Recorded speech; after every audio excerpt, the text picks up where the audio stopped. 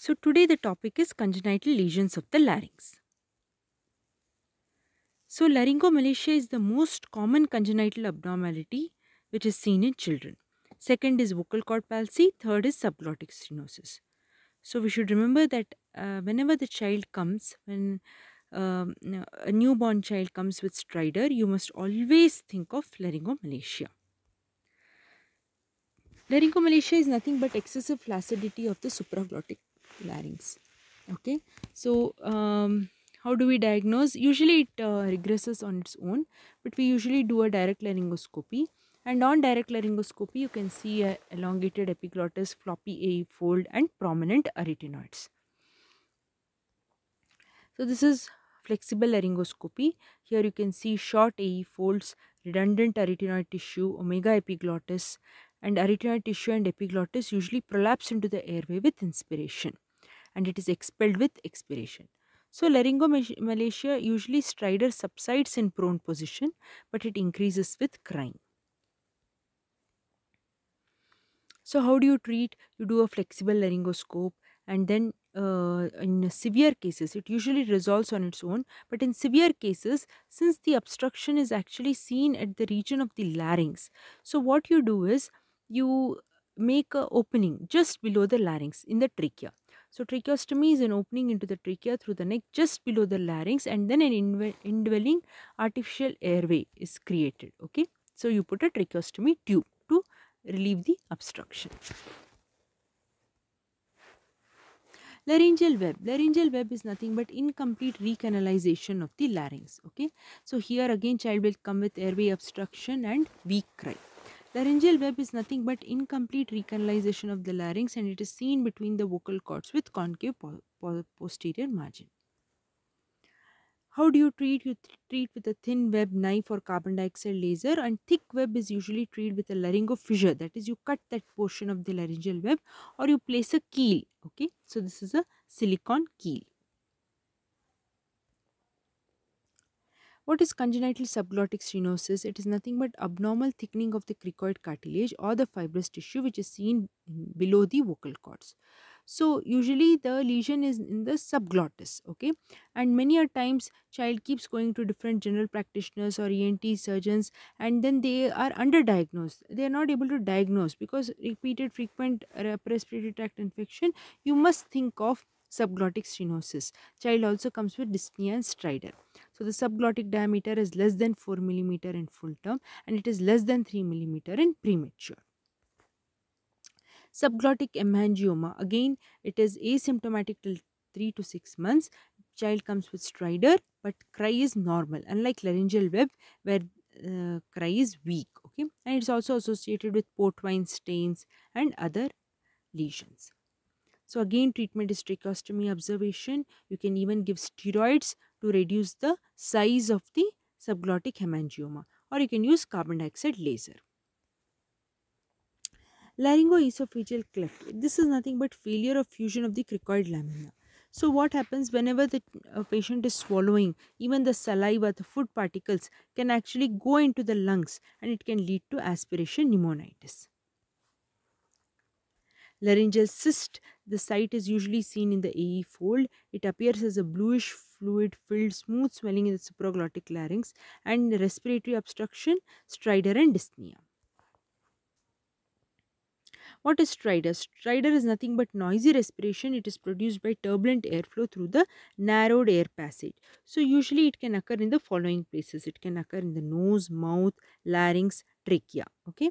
So what happens? Child's airway is already naturally it is very small.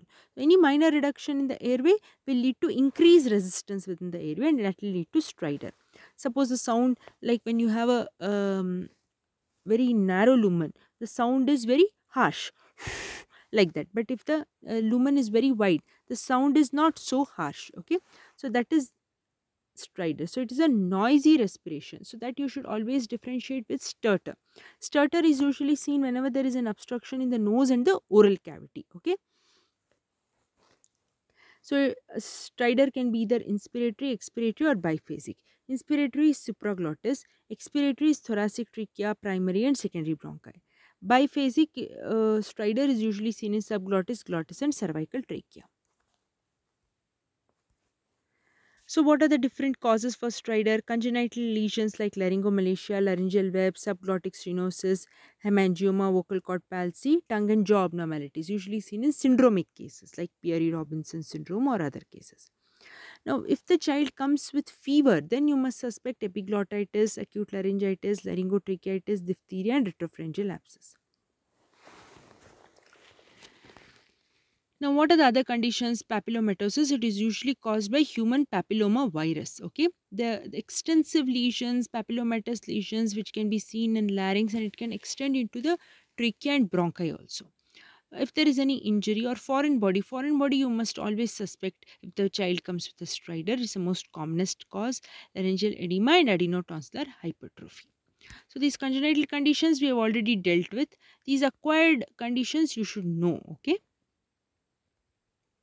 History is very important. You should always ask for the time of onset, how it has started, mode of onset, how it is progressing, duration, relation to feeding. Feeding usually in laryngotracheal cleft or laryngoesophageal cleft. You can always see that there is aspiration pneumonitis. So the stridor increases after feeding. Okay, any cyanotic spells or any history of ingestion of the foreign body, laryngeal trauma. So history is very important. On physical examination, you must look for respiratory distress, the respiratory rate, whether the stridor is inspiratory, expiratory, or biphasic, or the different, what is a characteristic, whether it is snoring, muffled voice, hoarse cry, whether it is associated with asthma or any fever. Examination of nose, tongue, jaw, pharynx is very important in syndromic cases to rule out any obstruction in any of these regions. Okay. Whenever child comes with stridor, we should never do flexible if we are suspecting epiglottitis, croup, tracheitis, foreign body and retropharyngeal abscess. So these are all based on history that you should be able to diagnose. So usually patient will also come with dysphagia, drooling and dysphonia in these conditions. So you should never do flexible because it will aggravate the condition. You may even lose the child. Even by putting simple tongue depressor, it can aggravate the condition. It can aggravate the stridor and the child may collapse. So what do you do in case of that? You do rigid. Okay, in epiglottitis, croup and tracheitis, it's always symptomatic. You should able to diagnose clinically and symptomatic treatment. Foreign body, if you have to remove, then you always do a rigid endoscopy. Okay, and retropharyngeal abscess, you must diagnose first, do a CT scan, intubate the child, stabilize the child, then do a CT scan, and then you go for retropharyngeal abscess drainage. Flexible fiber laryngoscopy, these are the various investigations which you do if the child comes with stridor. So you pass a flexible laryngoscope through the nasal cavity, then the oral cavity, and then you actually see the whole epiglottis and vocal cords and other regions, subglottis. Other investigations are soft tissue, lateral and PA view of the neck, X-ray chest, any contrast CT for mediastinal mass, and esophagogram.